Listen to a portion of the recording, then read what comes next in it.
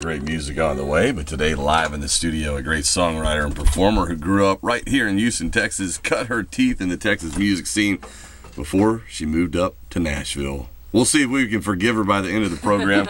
She's back home and playing tonight at the Mucky Duck. Bonnie Bishop, how you doing today? I'm good, Rourke. How are you? I'm good. I haven't seen you in, 10 years? I know. Well, that cracked me up when you said that I walked in and you were like, I've seen you. I've interviewed you 10 years ago. It's scary to think, but... And the EP you gave me 10 years ago, I pulled it out and showed you the picture, and we're trying to destroy all those copies. Well, that's why you can't wait 10 years to come see me. I know. Well, Things like that will still be floating around. Though. 10 years of being an independent artist and 5 albums is not easy, and I'm proud of that work. Even if I don't want to sing those songs or be shown pictures of myself in a cowboy hat, I'm still proud of that decade, I guess. Well, let's take it back, but way before all that. Your father was a piano player, a blues piano player? Yes. Well, I have 2 dads, which is my, we grew up here in Houston, and my real dad was an amazing blues piano player. He didn't do it for a profession. So he didn't play with the blues scene here in town? He did play with Burt Wills for a while. Did he? Do you remember Burt Wills? Absolutely. Yeah, he was the piano player in the white tuxedo. He used to wear like a white tuxedo and jam out. Well, that's professionally. So, yeah. Well, yeah, I guess it is. And I think I got whatever piano talent I have because I've been playing piano on stage for the last year now. What was your father's stage name, just in case some folks out there? I think it was. I think he went by Dr. John, but it's not Dr. John. But he was a doctor, right? And his name was John. So yeah, he wasn't the Dr. John. I should tell people that though. Yeah, my dad was Dr. John. So we grew up around music. My parents loved music, and we listened to a lot of music. Your mom was a cellist as well. She played cello, for several years, growing up, and in the Houston Youth Symphony, and then I was always singing. I remember standing at the end of my driveway waiting for the bus and singing "The Greatest Love of All." Singing like Whitney Houston at the top of my lungs in kindergarten. Right. And I loved to perform. I always did. And but I really feel like I learned to sing when we moved to Mississippi. My mom remarried a football coach. We moved to Mississippi, and those girls, I went from Memorial, growing up in Memorial, to being public school in a tiny town in Mississippi, and it was ethnically completely different than what I had grown up with. Sure. But the great thing was, I was the only white girl in my choir of like 120 kids, and all the girls would pull me out at recess, and we would stand in a circle and harmonize. Sure. And they taught me how to harmonize. They taught me how to do vibrato. And so I feel like, a lot of my soul influence came from those years of living in Mississippi. Now, you also had vocal training that was classical. I did. Now, was that around the Mississippi time? Or was that before when you were younger? I think it started I maybe started dabbling in private lessons in Mississippi, but it was really when I came back to Houston to finish high school. Okay. I had a wonderful teacher who is probably listening to this program, Joanne Rataka. She worked at the Rice School of Music. Very nice. And she and I trained together for the last 2 years of high school, and she just really educated me on all kinds of music and taught me how to sing the proper way. Neither one of us foresaw me going into commercial music or blues or any of that. In fact, my voice was pretty crystal clear back in those days.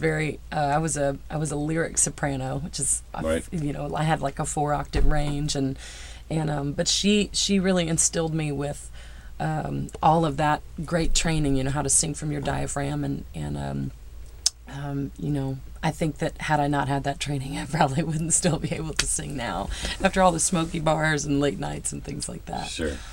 We've got Bonnie Bishop live in the studio playing tonight over at Mucky Duck, and a local lady, Libby Koch, is going to be coming on after you. Is that correct? Yes. Libby and I went to high school together, and I've never seen her perform, but in the last few years that I've been gone from the Texas scene, she's been writing songs and has done really, really well, and apparently has a good following in Houston. So, have you seen her since high school?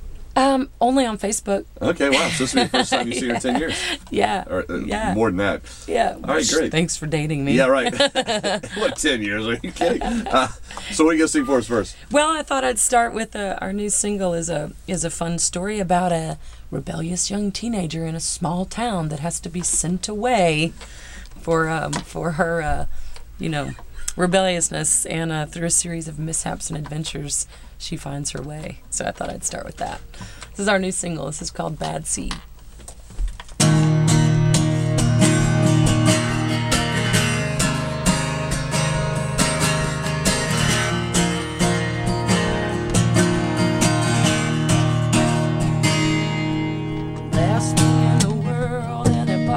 Thought was that the politician's daughter get caught smoking pot. She had the windows rolled down, you can smell her from a mile away. So folks sent her off, yeah, up to finishing school, and they said to get an education, learn to live by the rules, and everybody back home with a tongue saying, what the heck? She was just a fantasy, living out her world.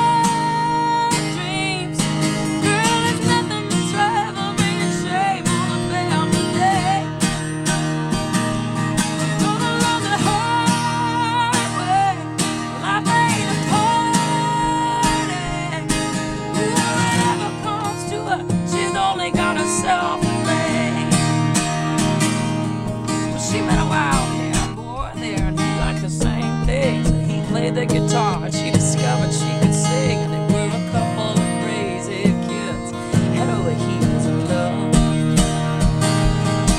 Yeah, late one night, well, he got a wild idea. He said, girl, you ever been out west? 'Cause we could drive there from here. And they were looking at the Hollywood sign when the sun came up.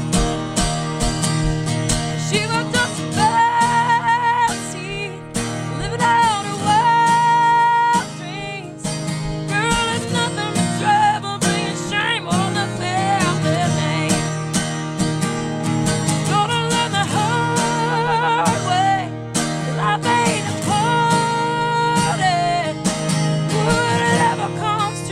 She's only got herself to blame.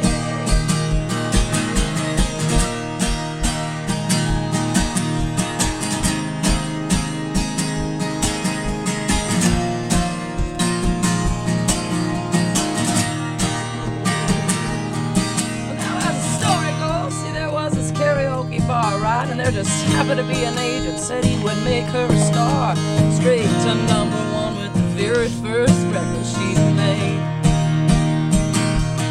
Yeah, and all the folks back home went out there glued to their tubes, watching the politician's daughter making headline news, laughing the tongues, melting what they used to say. They said that she was just a bad seed, living out of wild dreams. Girl, it's nothing but trouble, bringing shame on the family name. Gonna learn the hard way, life ain't a party.